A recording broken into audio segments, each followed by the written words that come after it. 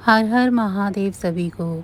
सनातन परंपरा में वैशाख पूर्णिमा का बहुत महत्व है। इस दिन का व्रत रखने से और भगवान विष्णु की पूजा करने से साधक की हर मनोकामना पूरी होती है।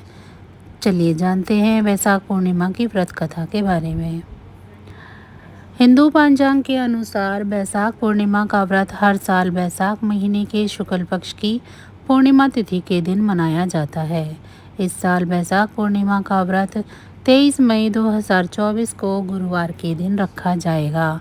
पूर्णिमा के शुभ अवसर पर गंगा स्नान, दान और सत्यनारायण भगवान की पूजा विशेष रूप से की जाती है। वैशाख पूर्णिमा पर भगवान विष्णु के साथ साथ गौतम बुद्ध की भी पूजा की जाती है। इस दिन बुद्ध पूर्णिमा का त्यौहार भी मनाया जाता है। इस दिन बहुत से लोग मनवांछित फल की प्राप्ति के लिए व्रत रखते हैं और श्री हरि की पूजा करते हैं। इस दिन वैशाख पूर्णिमा की कथा का पाठ करना भी शुभ फलदायी होता है। यहाँ जानिए वैशाख पूर्णिमा की व्रत कथा के बारे में। एक बार की बात है, द्वापर युग में माता यशोदा भगवान कृष्ण से सवाल करती हैं कि आप इस पूरे संसार के जगत पालक हैं, मुझे आप ऐसा कोई उपाय बताओ जिससे करके मैं मृत्यु लोक में कोई भी स्त्री को विधवा होने का कोई डर ना रहे और ना ही निसंतान होने की तकलीफ रहे। तब भगवान श्री कृष्ण ने यशोदा से कहा कि मैं आपको एक ऐसे व्रत के बारे में बताता हूँ जिसका पालन करके सुहागिन स्त्री को सौभाग्य की प्राप्ति होती है। कांतिक नामक नगर में राजा चंद्रहास्य नाम का एक राजा राज करता था। उसी नगर में धनेश्वर नाम का एक ब्राह्मण व्यक्ति अपनी पत्नी सुशीला के साथ रहता था। इनके पास धन दौलत की कोई कमी नहीं थी, परंतु ब्राह्मण का कोई संतान नहीं थी, जिसकी वजह से दोनों पति पत्नी बहुत ही उदास रहते थे। एक बार उस नगर में एक साधु आता है जो घर घर में जाकर भिक्षा मांगता है, लेकिन वो साधु धनेश्वर के घर नहीं भिक्षा मांगने नहीं जाता है। इस बात को देखकर सुशीला और धनेश्वर बहुत दुखी हो जाते हैं और साधु से पूछते हैं कि वो सबके घर में तो भिक्षा मांगने के लिए गए, पर उनके घर में क्यों नहीं आए। तब साधु कहते हैं कि तुम निसंतान हो और निसंतान के यहाँ से भिक्षा लेना पतितों के घर से अन्न लेने के समान होता है। मैं ऐसा करके पाप का भागीदारी नहीं बनना चाहता हूँ।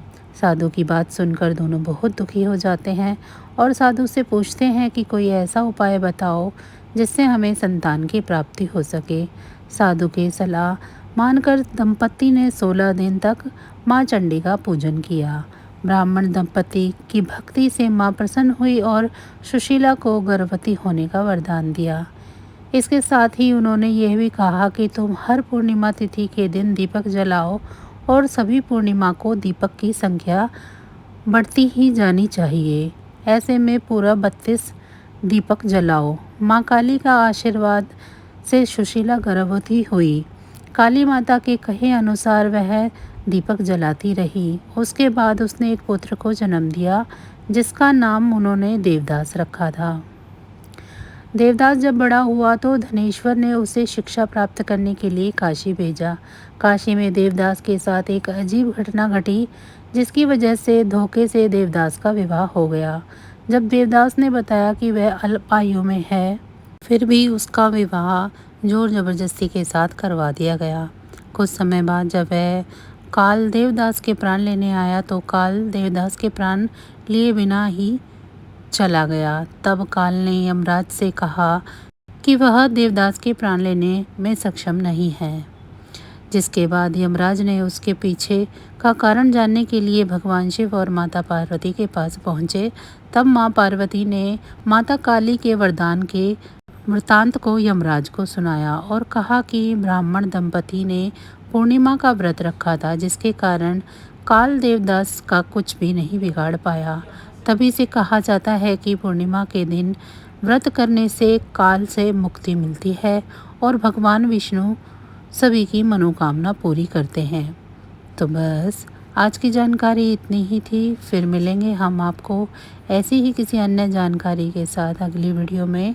तब तक अगर आपको मेरी ये जानकारी अच्छी लगी है तो वीडियो को लाइक करें, चैनल को सब्सक्राइब नहीं किया है तो चैनल को सब्सक्राइब कर लें और कमेंट बॉक्स में मुझे ज़रूर बताएं कि आप सभी को मेरी ये जानकारियाँ कैसी लग रही हैं। भगवान विष्णु की कृपा आप सभी पर सदैव बनी रहे। इसी के साथ अब मुझे दीजिए इजाज़त। आप सभी का बहुत बहुत धन्यवाद।